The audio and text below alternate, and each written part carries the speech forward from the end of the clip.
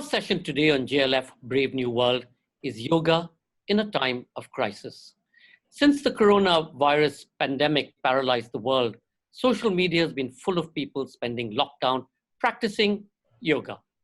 In this session, SOAS Professor of Sanskrit, Yogic Mahant, Sir James Mallinson, tells Yashaswini Chandra about the history of yogic isolation and how yogis have used solitude and stillness to plumb the inner depths. He also reveals how only very recently in its long history, yoga has come to be seen as a form of calisthenic exercise. Sir James, or Jim Mallinson, is an Indologist based at SOAS University of London who works primarily on the history of yoga and its practitioners.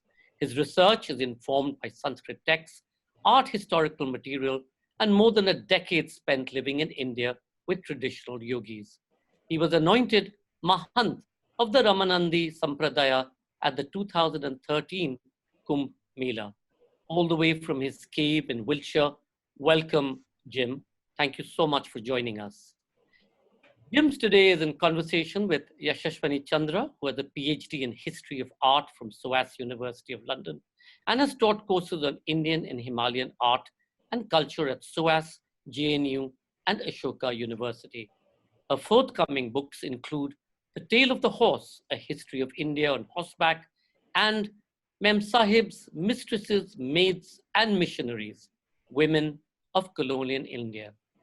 Remember, please do comment and ask questions by typing it in the comment section. Do also follow our handles JLF Lit Fest on Facebook, Twitter, and Instagram to get notified on the upcoming sessions. In case any of you drop off due to bandwidth issues, you can find us on our YouTube channel, Jaipur Lit Fest JLF. Ladies and gentlemen, Yoga in a Time of Crisis. James Mallinson in conversation with Yashaswini Chandra. Hi, Jim. Can you hear me? Yes, hello, Yashaswini. Hi. So, as Sanjay was mentioning, you are doubly qualified to take us through the subject of yoga and the ascetic traditions of isolation at a time when more and more of us are turning to yoga to find solace through these terrible times. It may comfort us, in fact, to learn that yoga, in its original sense, involved isolating oneself and doing nothing.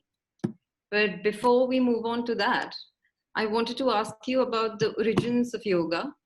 While the seeds of yoga can be traced back to the Vedas, it emerged as a definite knowledge system and practice in times not dissimilar to what we are going through in a time of crisis. Is that not right? Yes, I mean that is certainly an argument for a way of describing the period in which yoga first gets formalized in texts, in particular the Pali Canon, the stories about the Buddha. So we're talking about the period, the 5th and 4th centuries BC, and that is the second great urbanization in South Asia, because the first valley, and then for a long time there's no evidence of any cities, and then around the 5th, 4th century BC, cities start appearing predominantly in north central India. So in particular in the region known as Magadha, kind of bordering, I guess, kind of Bihar, bordering Bengal, UP, that kind of region. And associated with the appearance of urbanization, a bit like, I think we can draw parallels with globalization today, is a rise in disease. We've got lots of people living, huge numbers of people living together for the first time, or the first time for 2,000 years. And so that resulted in much more spread of disease. And it's thought that perhaps it's in response to this that these new ideas first appear in Indian thought during this period. And these are ideas that we think, that are normally understood to be kind of from the origins of all Indian religious tradition. We really see them to form around then. And they are the ideas of reincarnation and karma. So your actions in this lifetime affect what happens in the next lifetime. And then the notion that all this is suffering, this is bad news, you don't want to do this. I think in the introduction it was said that perhaps we can take solace from yoga in in a time like this. And maybe we can, but I've been thinking about this in, in the run up to the talk.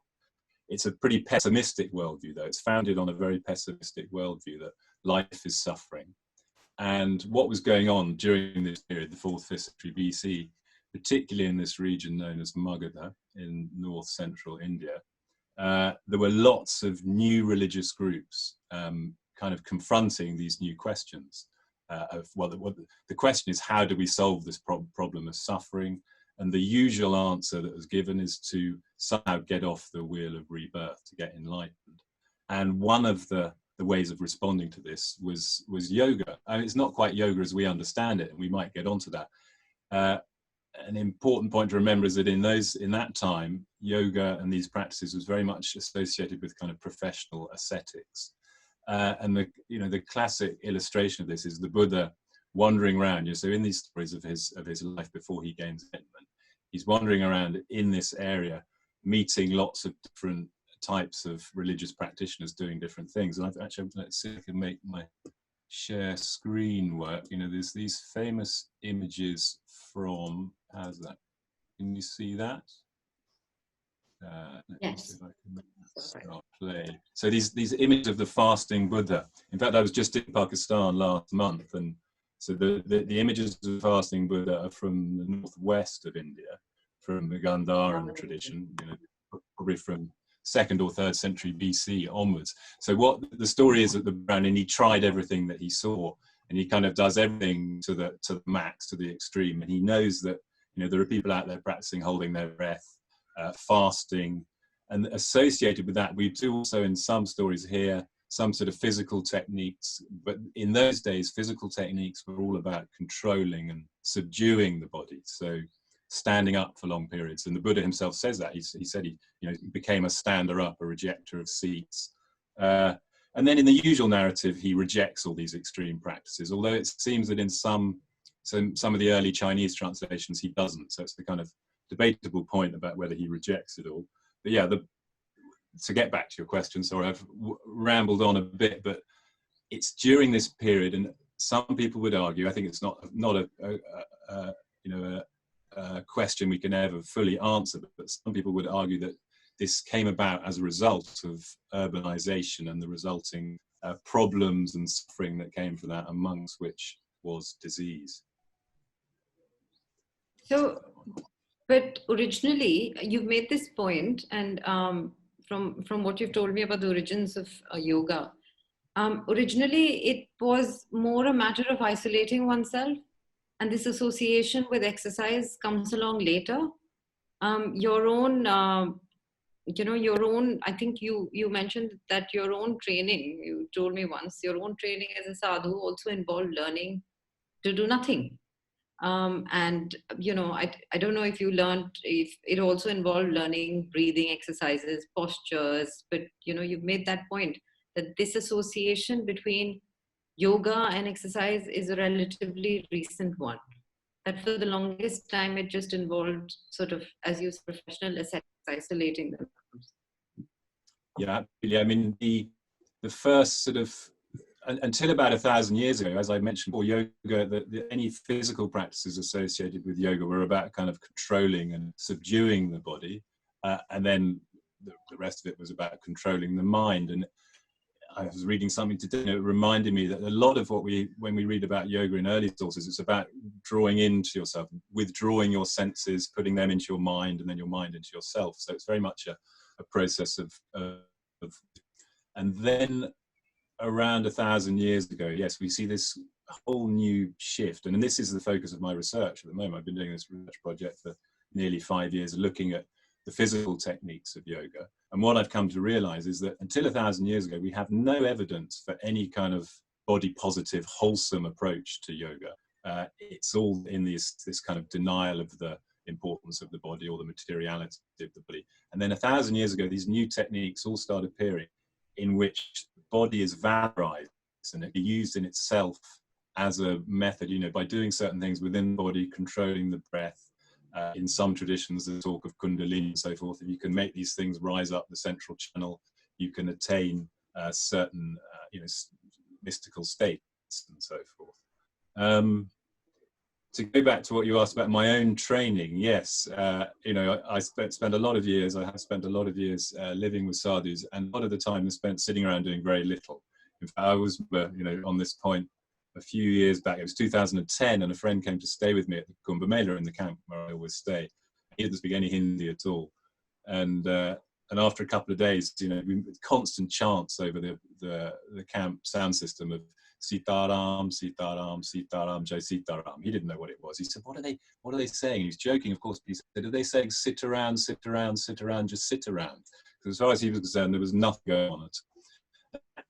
That is seen within the sadhu tradition to be able to kind of sit around and have everything just happen around you and you not really move or do anything, is seen as a sign of being a kind of Siddha Baba, you know, an accomplished yogi.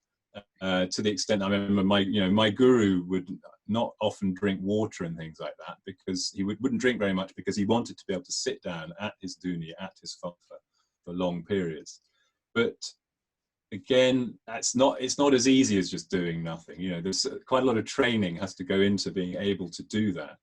That's where, so my guru, for example, he did plenty of yogic training for about 7 years when he was a young man. And that got him to that position of being able, you know, being a well-respected yogi. And then he wouldn't do it so much. And he became a master of kind of sitting around and becoming the center of this sort of devotional universe, people coming to him. And every now and then, if he felt that his body was out of sorts or something, he might do some kind of corrective activity, which we would understand as yoga. Yeah, because I don't think people would realize that actually doing nothing also involves a certain discipline. And I think that is what a lot of people find very challenging about these times. I mean, after fear, you know, just having to do nothing, or at least not doing very much. And, you know, the sense of, you know, wasting time, the sense of not really being productive is very much there. But I mean, from what you tell me, you know, these sort of practices are prevalent that actually require you perhaps to be sort of very still and very silent and sort of meditate in that sense. Absolutely, that's right. And I think, you know, if we look at, so the most famous text on yoga, Patanjali's Yoga Shastra, and the definition therein of yoga is chitta vritti nirodha. So yoga is the cessation or restraint of the fluctuations of the mind. Basically, the mind coming to a complete peaceful state of doing absolutely nothing, and that from that results the state of samadhi, okay, which is the, you know, the last step on the path to enlightenment. But that is seen as a, you know, almost at a catatonic state. No, but I think explain what samadhi is. Sorry to interrupt you. Will you explain well, what samadhi? I mean, it's hard to translate. When I'm forced to translate it, I translate it as absorption. But it's basically when you're, it's this state of chitta vritti nirodha, when the mind is completely one-pointed, focused, but without even an object of focus. Okay, so it's this complete stillness. And it's often condemned, you know, other traditions within other Indian religious traditions may condemn the yogic samadhi as basically being like, you know, being dead, you know, being brain dead, nothing going on at all. But to go back to what you were saying about practicing yoga during isolation and lockdown, I think it's, you know, obviously if one can cultivate and master that state, that would be very useful. But then, as we've also touched upon, there's 1,000 years ago or so, this more dynamic, more, you know, body positive yoga starts appearing. And I guess that's also useful. I think, you know, in this time when we come out and exercise so much, or you know, we need to try to look after ourselves, being able to perform that side of it as well at home is going to be useful too. So I think maybe we can, you know, useful to cultivate both forms of yoga, both kind of extremes of yoga that have existed simultaneously for the last 1,000 years, of one in which you're trying to do absolutely nothing and make your mind empty, and then the other one in which you're, you know, cultivating your mind and make it stronger and might make yourself feel good. Yeah. So speaking of sort of extremities, visitors to pre-modern India used to be amazed by the austerities practiced by different ascetics, right? And some of that was revealed. I mean, they would enter samadhi, they would go days, weeks without drinking, eating, going to the loo.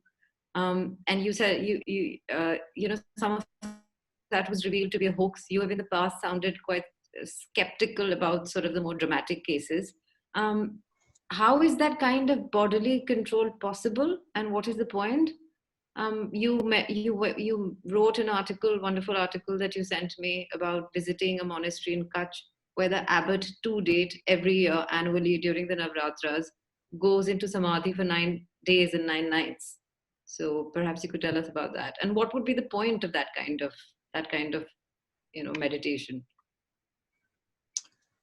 Yeah, okay. Well, again, I mean, it's interesting. So the term samadhi also acquires this sense in tandem with its kind of yogic scholarly understanding, this state in which the mind is totally absorbed or empty. Also to this ability to sit and do nothing for long periods. That's called, some yogis in their names have the title samadhisht, and that means, he's situated in samadhi. It means he can enter samadhi and just do nothing for long periods. And we have lots of stories of this, again, about 1,000 years, because this form of samadhi, this kind of, this idea of going into isolation and doing nothing for long periods only actually first appears in the historical record about 1,000 years ago. And there's plenty of very credulous reports, but also some quite simple and people don't believe that these yogis are doing these things. There's one in particular I always remember that is written by Sir Monia Williams, Oxford's first Sanskrit professor. He didn't actually see it, but he met the district collector in Rajasthan. One of these burials, it's called Bhumigat Samadhi, where the yogi's buried underground. And he went, the district collector went to see this because it was going on. And he and his assistants found this tube, the pipe that was going down to the yogi who was buried underground, obviously to be used for water and air and food and so forth. And they filled it in. And then, of course, they came to dig him out at the end of his allotted period. He was dead.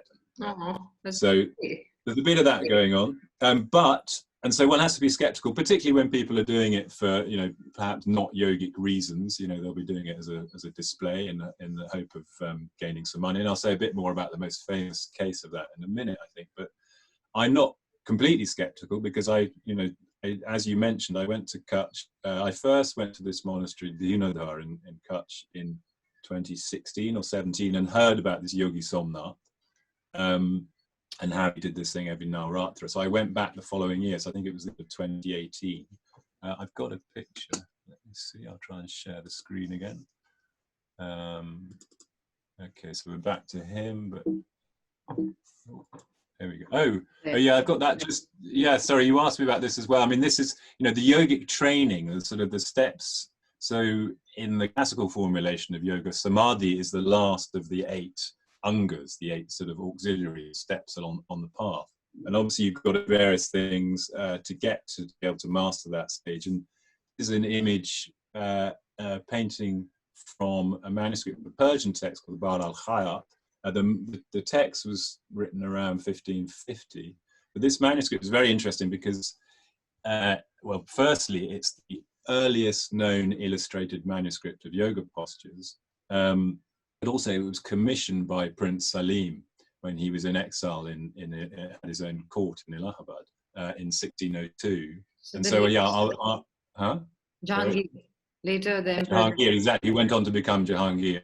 He was said that our oldest illustrated manuscript of yoga postures is actually of a Persian text. So the idea is you can master all the techniques and then you're able to enter samadhi whenever you want. And so my next image, I think, here we are, Yogi Somnath in Kutch, in position. Okay, so that in front of him, he's leaning on it. So when he sleeps, he puts his head down on the. It's like a swing. You can see the chains around here that's hanging down. 5 days beforehand, he starts restricting his diet. I think from 5 days he goes to milk only, or I can't remember. Yeah, and then maybe 3 days before he goes to water only, and then that's it. 9 days he doesn't eat or drink or go to the loo. He just doesn't get up. He doesn't move. And I think we can be pretty certain of this because he does have the odd smoke, I think, to help him get through his 9 days. But you see down here, this was day 8. So they plant Jao barley at the beginning of austerity or this Samadhi, and that shows you how long he's been there. And also he's permanently on display. So there's 24/7, there's devotees coming to see him. So there's no way he's cheating, basically. And they'll shut the door. So that's a clear-cut example. And I was there for 3 days, and I'd come and go any time of day or night, and he's definitely not messing around. So that's pretty impressive. He was a pretty impressive guy as well. Very kind of gruff and charismatic. I had the feeling he didn't like small talk, but I managed to win him over eventually. I can't imagine him making small talk when he's in that state. I'm wanting to. But yeah, then there's this guy. He's the most famous of all the people who ever did this. He's Swami Haridat. He's known as, or Sadhu Haridas, and he did it various times. He did this Bhumigat underground samadhi, but the most famous by far, and the one case of this for which we have a lot of reports, was in Lahore in 1837, because Maharaja Ranjit Singh had heard about him. And then called him, summoned him, and said, right, if you're saying you can be buried alive for 40 days, prove it, do it here. Okay, and I went there. So there's the fort in Lahore. And God, it was only a month ago, a month and a half. It feels like 6 months or a year ago. So much has happened. But I went to look for the place. Okay, and in the written reports, it says that he did it in the Baradari, okay, here. And I was lucky to be introduced to the curator of the fort, Mr. Anjumla, who very happy and showed me. They actually remember him. They call him Harnath, Baba Harnath or something. So his name's changed slightly, but it's actually Haridas. They thought that he'd been buried somewhere like in the grass in the garden. And I was able to say that no, all the reports, he was actually underneath the Baradari. And so Mr. Dara, he said, I hope you've got another picture. Yeah. He said, oh, there is a way of getting down there. I haven't been down there for about 20 years. And he went and summoned the keys, and we went through here, down the stairs, and here we are, sure enough, this big underground chamber. Where now in the reports, Haridas was into a bag and then put into a box, and then the door at the top was sealed up and padlocks in front of it, and it was all witnessed by French and English soldiers, and everyone's pretty credulous. And then what happens at the end of it? Yeah, at the end of it, I've got the quote here from one of the many reports of what happened. So they get him out after 40 days, and various things goes on. It's quite a long procedure. He has this one disciple who helps him. He's, they have to pull out his tongue because he's doing this technical Khichdi mudra, which is meant to help achieve samadhi. And then, quote, a few minutes afterwards, the eyeball dilated and recovered their natural colour, when the fakir, recognizing Ranjit Singh sitting close to him, articulated in a low sepulchral tone, scarcely audible, "You believe me now." Ranjit Singh replied in the affirmative and invested the fakir with a pearl necklace, a superb pair of gold bracelets, of silk and muslins for what is called a kelat, such as is usually conferred by princes of India on persons of distinction. Okay. Now, everyone was pretty credulous to this. I've always been skeptical, but just based on the report of Haridas, because they say when he comes out of these samadhis, he's completely clean shaven. Now, from my kind of basic understanding, that is really impossible. And even, undertakers have to shave corpses and so forth. So how he's going to manage that, I don't know. You could maybe argue it's some yogic process, but that seems unlikely. But also, when we were there, now let's see if this works. Yeah, we found this opening. You can't really see. It was very dark, and I couldn't get a good picture. But there was a chute going up to the outside, and I think it connected probably with one of these things on the outside of the Baradari. Whether he was being given food or anyway, I'm skeptical about this guy. 40 days is a very long time. 40 days is a very long time. 40 days is a very long time, exactly. Yeah. But and then actually he was asked to do it again by a British officer, and he refused because I think the situation, but not in the same place, somewhere else. I think he weighed up the possibilities and refused to do it. Yeah, but he became, now this is quite a well-known painting of Ranjit Singh's Darbar by August Schöft, and he's in there. So he became a kind of recognised figure at court, a bit of a pretty, I suppose we'd say these days. I've got actually a close-up of, I think, yeah. There's actually another picture in a friend of mine's house in Punjab. But then, you know, further suggesting maybe he wasn't the saintly yogi that some supposed him to be, he then had an affair with one of the ladies at court in Ranjit Singh's Darbar, and was kind of chased out of town, and they ran off, they eloped to the hills. So yeah, I'm skeptical about that one, but I have witnessed Yogi Somnath doing it, and I think, you know, generally with these things, in isolation, you know, once people start doing them too much for show, then one perhaps needs to be a bit more skeptical about their motives. But certainly in Yogi Somnath's case, it's possible. So initially it was about body control. It was about gaining control and mastery over your body. I mean, the whole point of it. Initially, no. Well, that's from about 1,000 years ago. Before it, yeah, mastery of the body in that kind of ignoring it. You know, so our earliest understandings of physical practices associated with yoga are things like standing up for long periods, you know, for years on end, or holding your arms up in the air for years on end until they atrophy, until you've got, you know, withered arms. So there, you know, that's quite a different motive and aim from how we understand yoga today. And it's only about 1,000 years ago that the practices that we associate with yoga now start appearing in our textual and material record. You know, until 1,000 years ago, all postures in all yoga texts are seated positions for meditation.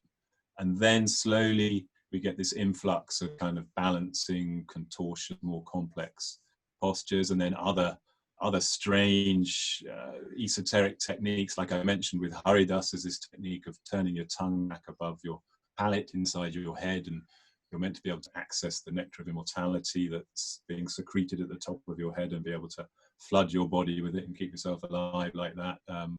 Various other esoteric techniques of controlling the inner energies. Yeah, we don't have a lot of time. And since you spoke about the evolution of postures, and you mentioned that originally you were required not to do very much, and then you said that there were a number of seating postures. Show us, why don't you, the first recorded non-seating posture? Okay, all right. Yeah, so as I said, about 1,000 years ago, the first text, the first non-seated art appears in the text. It's in a very obscure Vaishnava text, ritual temple worship text. It has 9 postures, and it has a group of 3 at the bottom, and the lowliest, and one of them is this one, the peacock pose. And it doesn't say why. I hope you can see me in my man cave in Wiltshire. Yeah, now we show can. Up here. Yeah. Go on then. How am I going to fit in here? So it's that, like a peacock. You know, the idea is that my hands and my feet are the peacock's feet. Oh, fantastic. You could see that? Yeah, and how long are we supposed to do that for at one go? Oh, I don't think anyone can do that for very long, just a few minutes. I mean, that's the big difference. Suddenly postures appear in the material and textual record, which you can't hold indefinitely. Prior to 1,000 years, all postures were, you know, could hold the, okay, Jim, as long as you want. We have a few questions, yeah, and I don't think we have very much time. So Ankita wants to know, in the beginning, what attracted you to yoga? How did the journey start for you? The journey started, my initial fascination was with sadhus and holy men and babbas. You know, I fell in with a unruly bunch of babbas in Pahalgam in Kashmir in my first trip to India. It was 1988. And then I had a bit of an interest in yoga then. Through that, but it wasn't until, in fact, in 95 when I started my PhD, and I wanted to use Sanskrit to study that world, and the only texts of direct relevance are the ones on yoga, in particular Hatha Yoga. So that's how I ended up going down that path of being, you know, a scholar of yoga traditions. So the yoga that you were aware of, that you practiced before you started studying it, was what is contemporary global yoga, which perhaps is not entirely. Yeah. No, and no. I mean, I wasn't that into it at that time. I wasn't particularly keen. I mean, I've kept it up, but there was a big disconnect between what I was seeing among being done by sadhus and what I was reading about in texts, and then what I was seeing being practiced as yoga in the West. And the best book on this subject is by my colleague Mark Singleton, my colleague and friend, who wrote a great book called Yoga Body, showing how basically over the course of the 20th century, what we now understand as yoga was created effectively by T. Krishnamacharya from Mysore. You know, he was the most innovative entrepreneurial yoga guru in history, and then he had three particular disciples extremely influential: Iyengar, Patabi Joyce, and Desikachar. And he kind of using it was obviously all founded in traditional Indian yoga practice, taking influence because of really flourishing global health culture going on at that time. And he drew in practices from Swedish gymnastics and American bodybuilding and even possibly British military drills to then fashion this phenomenon that's since taken over the world. So all credit to that. Yeah, so this was in the last century. One last question. Someone wants to know about the role of diet. Right? Is it just a matter of controlling your body? Is it a matter of exercising, or does diet also have to play a role in meditating and centering yourself? Absolutely. Yeah. My guru would always say that the main thing, the key thing above everything else is diet, in fact. And the one thing that gets emphasized within yoga texts, it has to be measured restricted diet.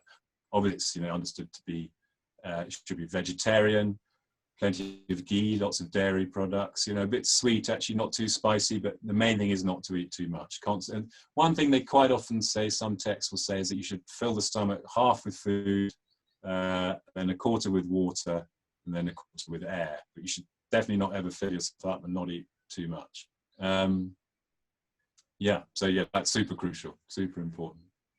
So there's one very good question which you sort of answered, which is, what is more useful, doing yogic practices for mindfulness or modern yoga practices for exercise? I think you sort of answered that, but maybe you could get into it in a bit more detail.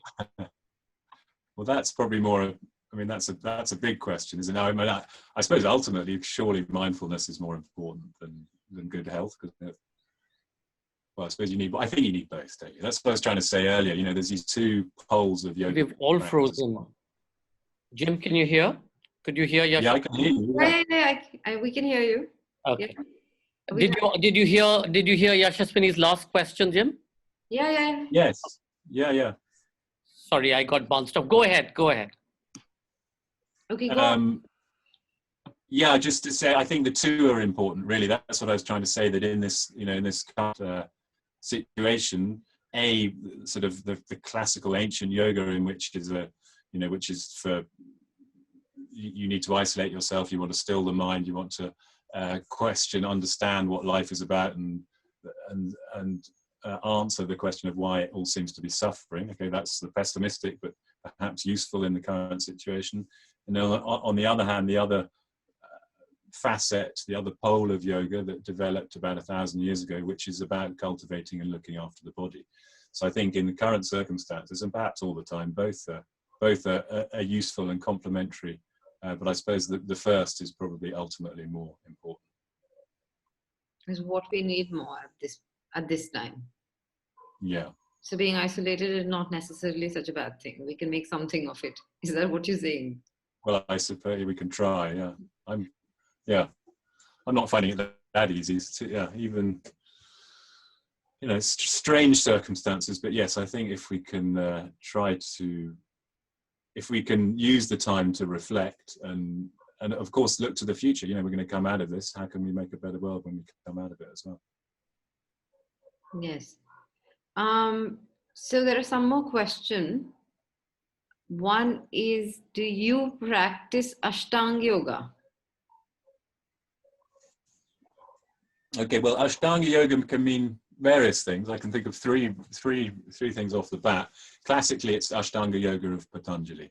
So the eight, like I mentioned earlier, 8 limbs. It's sometimes translated as. That's a slightly contested translation, which is yama, niyama, asana, pranayama, and the mental techniques.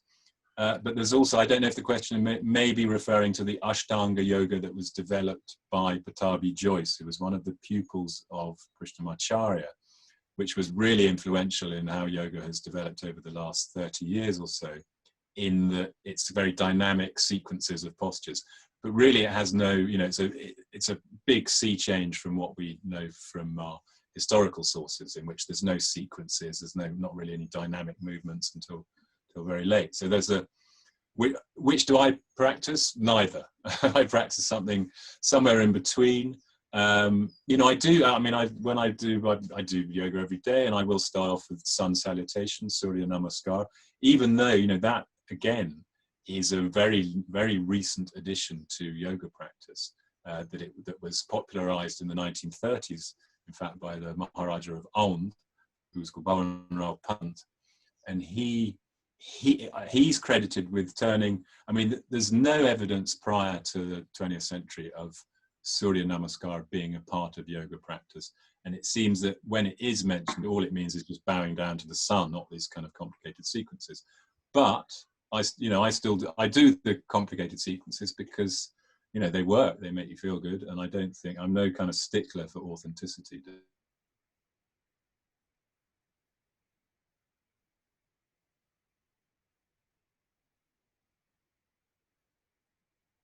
And so forth that were taught to me by lucky to have an expert teacher in India who taught me one-on-one. Again, that's a big change. The current, what we see in India and in the West now, these big yoga classes, that's again a 20th century innovation. But I've been to 2 yoga classes in my life, both kind of out of interest. One was a Bikram yoga. That was pretty tough. That was my friend Dominic dragged me off to that. I didn't go again. Interesting experience. But yeah, I practice my own thing that I've sort of developed over 30 years of practicing, and I do it on my own at home. So, do we have time? So someone wanted to know, I think you've more or less answered that question. What are the alterations? There are many alterations to main asana these days. How does it impact the significance of the asana? Well, you see, I don't really feel qualified to talk about that, because this whole, in the West, or in sort of globalized modern yoga, this somewhat, in some cases, there's an obsession with doing the posture exactly right, perfect alignment, and everything has to be in exactly the right place. We don't really find that certainly don't find it within traditional yoga texts, and also in my experience of the way postures are taught by sadhus, by my guru and so forth, they're not so obsessed.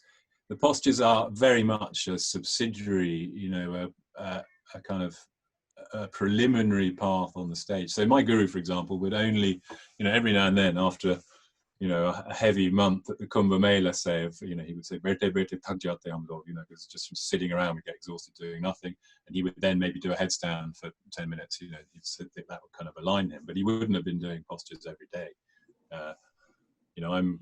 I'm not following my guru's example in the fact that I do it every day.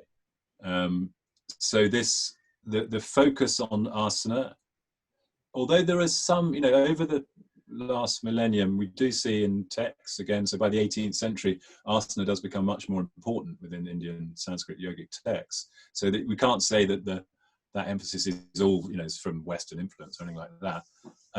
But within the sort of sadhu tradition and so forth, the postures are very much kind of seen as a lesser thing, and they're not real sticklers. You have to do it in a particular way.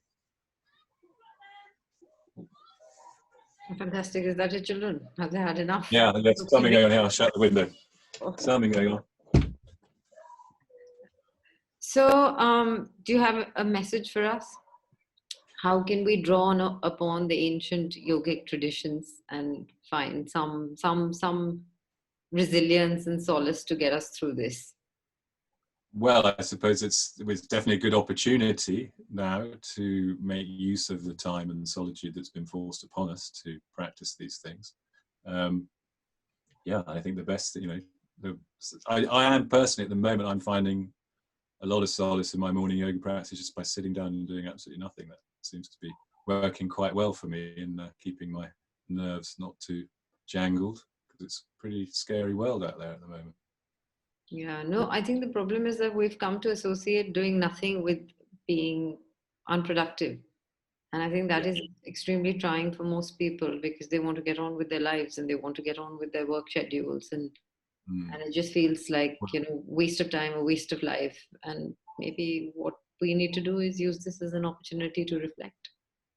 Yeah, I think that's absolutely true. One of so the way yoga has developed is particularly over the last 30 years, is it's seen as a sign of sort of life hack to enable you to be more active. But I think if we can inject a bit more of the traditional ancient idea, and when it's nothing to do with being productive, it's to do with sitting down and being still and contemplating life's mysteries, that would be a good thing. Yeah. Okay, time out. I think this is Thanks, it. Yashaswini. Thank you so much, Jim. Thanks, Jim. Thanks so much, Yashaswini. And yes, it's a time to reflect. And Jim, Mubarak ho, Janam Din Mubarak aapko. Happy birthday to you all the way away in Wiltshire. And thank you for that really fascinating conversation. To all our viewers, we're really sorry that you got bounced off Facebook today. The connections are really problematic across the world. But the session will be back on Facebook for you to view those segments that you may not have seen, and you can, of course, view it on YouTube as well. Thank you both. Really, thank you for that insightful conversation. And thank you all for watching and being such a great audience. I'm sorry we couldn't take all the questions that you all posed, but we promised to perhaps pass them on to Jim and see whether he wanted to answer them for a later time. Our next session, ladies and gentlemen, remember, is Margaret Atwood, The Science of Storytelling. One of the greatest writers of our times, Margaret Atwood speaks of the power of language, the science of storytelling, and the challenges of the present. Speaking with her is Megha Mazumdar, an editor at Catapult and author of A Burning, which is her first book. Meanwhile, we leave you with a short extract from our Jaipur morning music archives. Ustad Wasifuddin Dagar is a classical singer of the Drupad Gharana, the Drupad school. He was awarded the Padma Shri in 2010. He has since performed at the United Nations, the Smithsonian Institution, Yale, the City of Chicago, University of Washington, Seattle, Stanford University, University of California, Los Angeles, and several other prestigious venues. So please do stay on, and remember, if you do log off, come back on at 9 p.m. Indian Standard Time to view and listen to Margaret Atwood. Thank you all so much.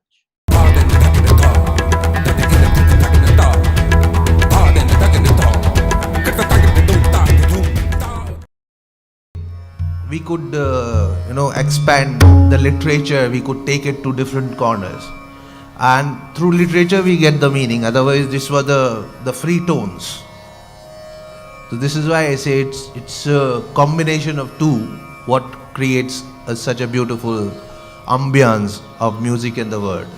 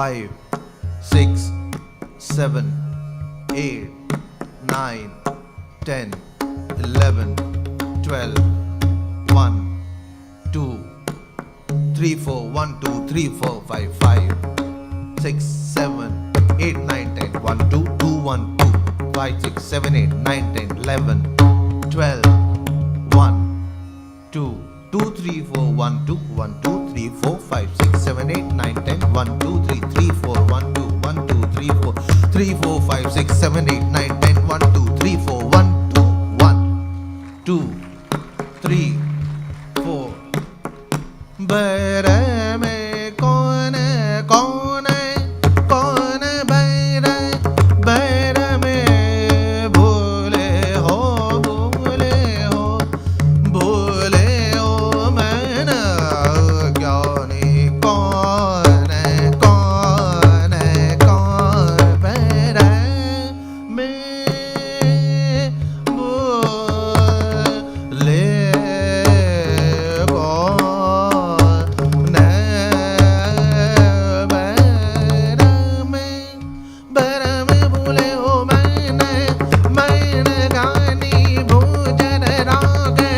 राग अक्षर बुध बानी अक्षर बुध बानी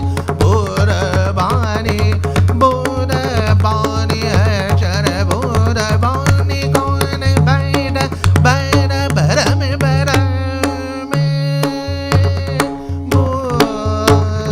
बोले कौन बैर में बोले कौन बैर में भूले हो भूले हो भूले हो भूले हो भूले हो भूले हो भूले हो भूले हो भूले हो भूले भूले भूले भूले भूले भूले भूले भूले हो भूले हो भूले हो भूले भूले भूले हो भूले हो भूले भूले हो मैंने मैंने ज्ञानी भूजे भूजे भूजे भूजे भूजे भूजे भूजे राग राग राग अक्षर राग अक्षर राग अक्षर बुध बानी भूले भूले भूले हो मैंने मैंने ज्ञानी कौन है कौन है कौन है कौन है कौन है कौन है कौन है कौन है कौन है कौन है बैर में बोले कौन बैर में भूले हो बैर में भूले भूले हो भूले हो भूले हो भूले हो मैंने ज्ञानी भूजल रोग अक्षर कौन बैर में भूले हो बैर में भूले हो भूले बैर में भूले मैंने बोले कौन बैर.